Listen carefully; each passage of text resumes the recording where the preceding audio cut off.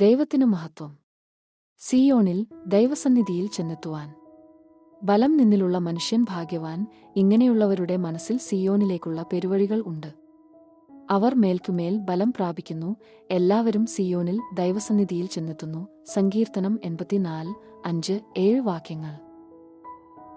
ഫെലിസ്ത്യ ദേശത്ത് ആയിരുന്ന യഹോവയുടെ പെട്ടകം ഇസ്രായേലിലേക്ക് മടക്കി അയക്കേണ്ടതിന് വണ്ടിയിൽ കയറ്റി വണ്ടി വലിക്കാൻ പശുക്കളെയും കെട്ടിയപ്പോൾ ആ വണ്ടി ഇസ്രായേലിലേക്ക് തന്നെ പോകുവാൻ കാരണം ദൈവത്തിൻ ബലത്തിന്റെ പെട്ടകം ആ വണ്ടിയിൽ ഉണ്ടായിരുന്നതുകൊണ്ടാണ്.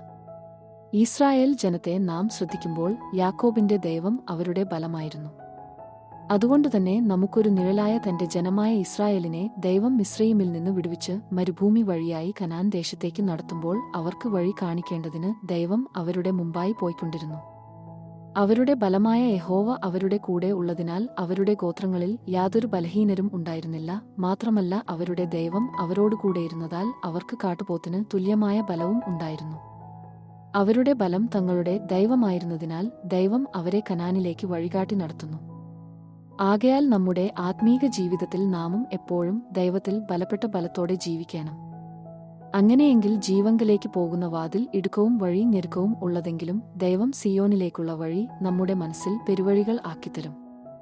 യാതൊരു ദുഃഖവും നെടുവീർപ്പും ഇല്ലാതെ ആനന്ദവും സന്തോഷവും പ്രാപിച്ചിട്ട് നിത്യാനന്ദം ഉള്ളവരായി ഉല്ലാസഘോഷത്തോടെ സിയോനിലേക്ക് യാത്ര ചെയ്യുവാൻ ഇടയാകും.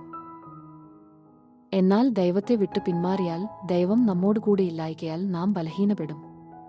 ഇസ്രായേൽ ജനം വഴിയിൽ ക്ഷീണിച്ചും തളർന്നും ഇരിക്കുമ്പോൾ ദൈവം അവരോടുകൂടെ ഇല്ലായ്കയാൽ അമാലേക്ക് വന്നു ദൈവത്തെ ഭയപ്പെടാതെ അവരുടെ പിമ്പിൽ പിന്നണിയിൽ ഉള്ള ബലഹീനരെ ഒക്കെയും സംഹരിക്കുന്നു.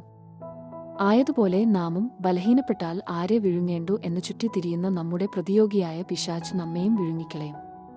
ജീവിതയാത്രയിൽ നമുക്ക് ശത്രുവായ വഴിയിൽ പതിയിരുന്ന് നമ്മെ നശിപ്പിച്ചുകളയുവാൻ ഇടയാകും. ആകയാൽ ശുഭയാത്ര ഉണ്ടാകേണ്ടതിന് ഉപവസിച്ചും പ്രാർത്ഥിച്ചും യഹോവയ്ക്കായി കാത്തിരുന്ന് ശക്തിയെ പുതുക്കുന്നവരായാൽ നാം ക്ഷീണിച്ചു പോകാതെ നടന്നും തളർന്നു പോകാതെ ഓടിയും സിയോനിലേക്ക് കഴുകന്മാരെപ്പോലെ ചിറകടിച്ചു കയറുന്നവരാകും. പട്ടണത്തിലേക്ക് പോകുന്ന വഴിയറിയാത്ത മൂതന്മാർ തങ്ങളുടെ പ്രയത്നങ്ങളിൽ ക്ഷീണിച്ചു പോകുന്നു.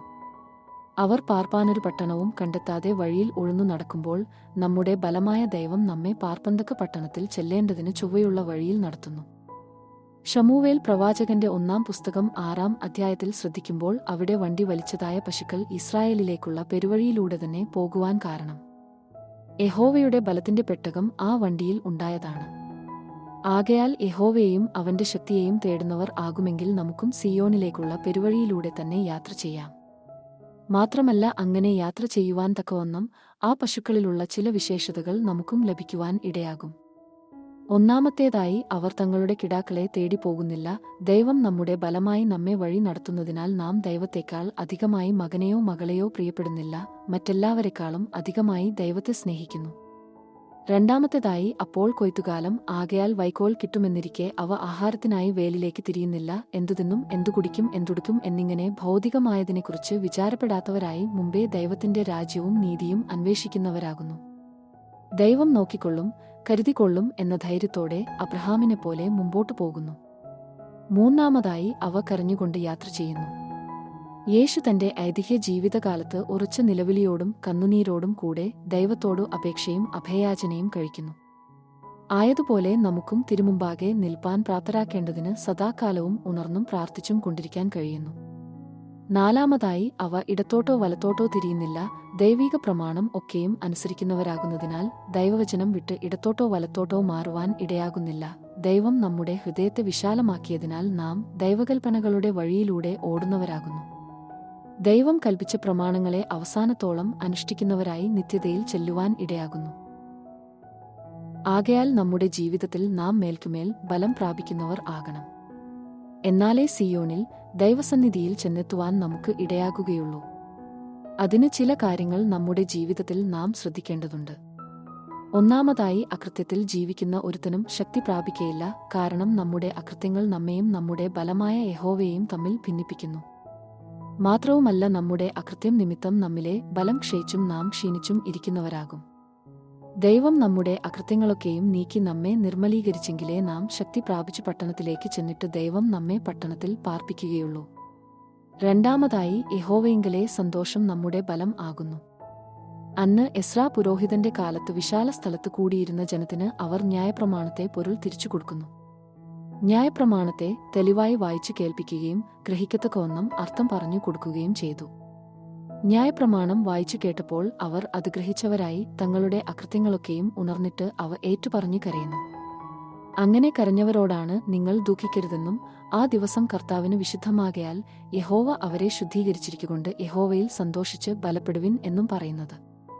ദാവീദ് തന്റെ അകൃത്യങ്ങൾ ഒക്കെയും ഏറ്റുപറഞ്ഞു അത് മായ്ച്ചുകളഞ്ഞ് തന്നെ നിർമ്മലീകരിക്കേണ്ടതിനായി പ്രാർത്ഥിക്കുമ്പോൾ അതോടൊപ്പം ആനന്ദവും സന്തോഷവും തന്നെ കേൾപ്പിച്ച് രക്ഷയുടെ സന്തോഷം തനിക്ക് തിരികെ തരയണമേ എന്ന് പറയുന്നു.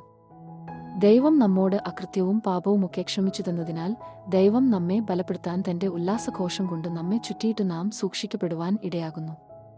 മാത്രമല്ല ദൈവം നമ്മെ ഉപദേശിച്ചിട്ട് നാം നടക്കേണ്ടുന്ന വഴി നമുക്ക് കാണിച്ചു തരുന്നു. ആകയാൽ ദൈവം നമ്മെ രട്ടെടുത്തും കരഞ്ഞു വിലപിച്ചും മാനസാന്തരത്തിന് വിളിക്കുമ്പോൾ നാം തിന്നുകുടിച്ച് സന്തോഷിച്ച് ആനന്ദിക്കുന്നവരാകരുത്. അങ്ങനെ ചെയ്താൽ നമ്മുടെ അകൃത്യങ്ങൾ നാം മരിക്കുന്നതുവരെ മോചിക്കപ്പെടുകയില്ല. നാം ഉപവസിച്ച് പ്രാർത്ഥിച്ച് നമ്മുടെ അകൃത്യങ്ങൾ ഒക്കെയും ഏറ്റുപറഞ്ഞ് ശുദ്ധീകരണം പ്രാപിച്ചിട്ട് നിർമ്മലരായി കർത്താവിനോട് അടുത്തുചെന്ന് എപ്പോഴും കർത്താവിൽ സന്തോഷിച്ച് ബലപ്പെടുവാൻ ഇടയാകണം. ദൈവസന്നിധിയിൽ ആണ് സന്തോഷത്തിന്റെ പരിപൂർണതയുള്ളത്. ആകയാൽ യഹോവയിങ്കലെ സന്തോഷം നമ്മുടെ ബലമായി തീർന്നു. നാം ബലപ്പെടുന്നതിനാൽ ദൈവം നമുക്ക് ജീവന്റെ വഴി കാണിച്ചു തരും.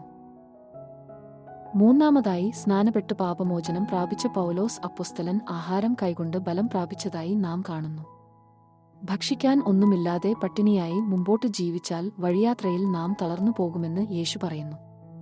എന്നാൽ ഭക്ഷിച്ച് ജീവിക്കേണ്ടതായ ആഹാരം ഭൗതികമായ അപ്പം മാത്രമല്ല, ദൈവത്തിന്റെ വായിൽ നിന്നും വരുന്ന സകലവചനം കൊണ്ടും നാം ജീവിക്കണം എന്നും യേശു പറയുന്നു.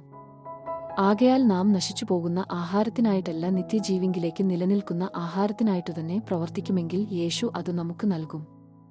ആകയാൽ ദൈവത്തിന്റെ വചനങ്ങൾ നമുക്ക് സന്തോഷവും ആനന്ദവും ആകത്തക്കവണ്ണം നാം ദൈവവചനങ്ങളെ കണ്ടെത്തി ഭക്ഷിക്കണം. യഹോവയുടെ വചനങ്ങൾ ആകുന്ന വിധികൾ പൊന്നിലും വെള്ളിയിലും ആഗ്രഹിക്കത്തക്കവയും തേനിലും തേങ്കട്ടയിലും മാധുര്യമുള്ളവയുമാണ്. അവയാൽ പ്രബോധനം ലഭിച്ച് അവയെ പ്രമാണിക്കുന്നതിനാൽ വളരെ പ്രതിഫലം ഉണ്ട്. അതുകൊണ്ട് ദൈവവചനത്തെ നമ്മുടെ അക്ഷരീക ആഹാരത്തേക്കാൾ നാം സൂക്ഷിക്കുന്നവരായി ദൈവത്തിന്റെ അധരങ്ങളുടെ കൽപ്പന വിട്ടു പിന്മാറാതെ അവയെ പ്രമാണിക്കുന്നവരാകാം. നാം അവന്റെ ചുവട് തുടർന്ന് ചെല്ലുന്നവരായി വിട്ടുമാറാതെ അവന്റെ വഴി പ്രമാണിച്ചുകൊണ്ട് കൽപ്പനകളുടെ വഴിയിൽ നടന്നാൽ അത് സിയോനിലേക്കുള്ള പെരുവഴിയാകയാൽ നാം മേൽക്കുമേൽ ബലം പ്രാപിച്ച് നമുക്ക് സിയോനിൽ ദൈവസന്നിധിയിൽ ചെന്നെത്താം. നമ്മുടെ ദൈവമായ കർത്താവ് നമ്മെ അതിന് സഹായിച്ച് ഒരുക്കുമാറാകട്ടെ.